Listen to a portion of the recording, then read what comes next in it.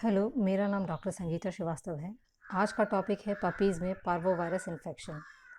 जैसा कि नाम से पता चल रहा है कि यह एक वायरल इन्फेक्शन है जो कि संक्रमित पॉटी के संपर्क में आने से पपीज़ में फैलता है। उपचार के बिना मृत्यु की दर 91% है। सबसे ज़्यादा ये बीमारी किसे प्रभावित करती है? उम्र की बात करें तो 6 हफ्ते से 6 महीने के पपीज़ इससे ज़्यादा प्रभावित होते हैं और ब्रीड की बात करें तो Rottweiler, Doberman pinscher, German shepherd और लैब्राडोर रिट्रीवर इस बीमारी से ज़्यादा प्रभावित होते हैं।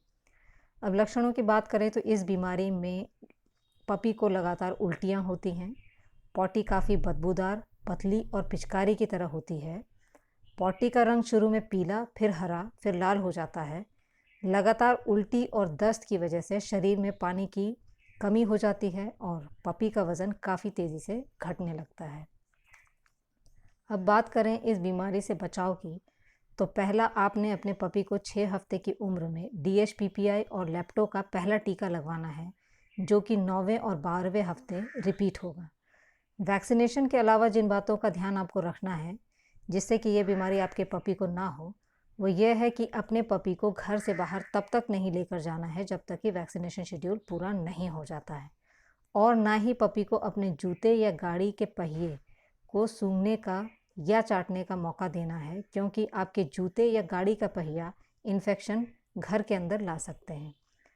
इसके अलावा आपने अपने पपी को किसी भी स्ट्रीट डॉग या बिना वैक्सीन लगे डॉग के संपर्क में नहीं आने देना है।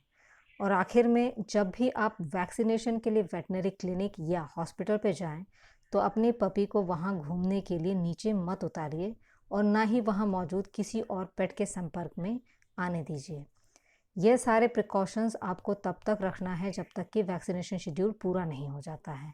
अब बात करें कि इतने सारे एहतियात बरतने के बावजूद अगर आपका पपी इन्फेक्ट हो जाता है तो आपने क्या करना है।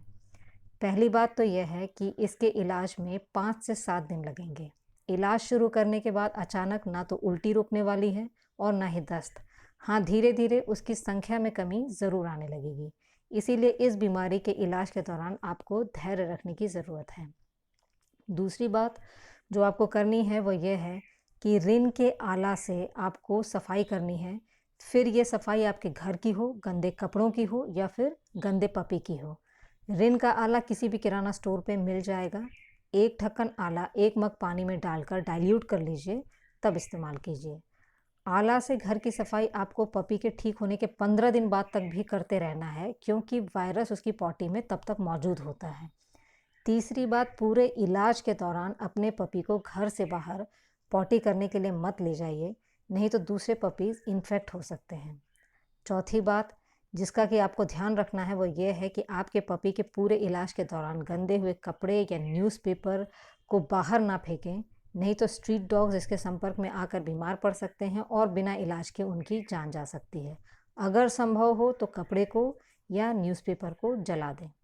और आखिरी बात जो आपको करनी है वो ये है कि अगर आपके घर में किसी पेट को पार्वो रहा हो, तो घर की पूरी सफाई के बाद ही दूसरा पेट घर में इंट्रोड्यूस कीजिए।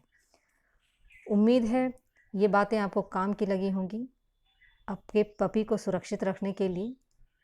फिर मिलूंगी पेट से कंसर्न एक और टॉपिक के साथ। टिल देन, हैप्पी पेट पेरेंटिंग।